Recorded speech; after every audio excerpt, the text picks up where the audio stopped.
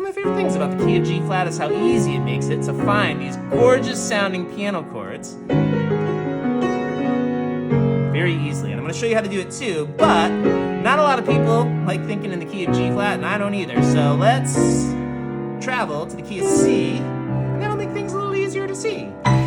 So a lot of people already know that the key of C major and A minor are what they call relative keys. They have the same key signature. So they're born of the same key, which means they have a lot more in common than they have different. So if I take this one chord, well, there's a lot of things I could do. I could add a major 7, right? I could add a 9 here, or add 2, as some people would say. I could do the add the 2 and the major 7. Now people would probably call it a major 9 as long as I have that C in the bass.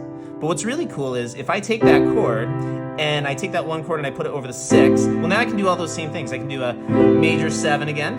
I can do a add 2, and let's try this one. Oh, there it is again, right? So now the chord name would be different, but as I'm thinking in terms of stacks, I'm thinking of this as things that I can do with the 1 chord. It's going to work when I do it over the 6. Now the same relationship occurs on a 4 chord. This is amazing. So 4 chord's also major, and I can add a major 7. I can add the 2. There's more things you can do than this. I'm just showing you some examples. We can try the same thing, right? So as long as I have the F in the bass, now I have a major 7 with an add 9, right? So major 9 is what a lot of people might say. Major 9. And so now you can do the same thing. This 4 works just like the 1 over 6, but it's 4 over 2. So I've got the 4 and I got over the 2. Now I can add the major 7. It's really a D minor 9. But again, you don't need to think about all these names. I'm not thinking about all that stuff. I'm thinking about it structurally. This is a 4 chord over the 2, right? I can add the 2. I can... these are all gorgeous sounding chords, and that is what you really need to understand. It's the power of stacks, the relationships of chords, and how you can do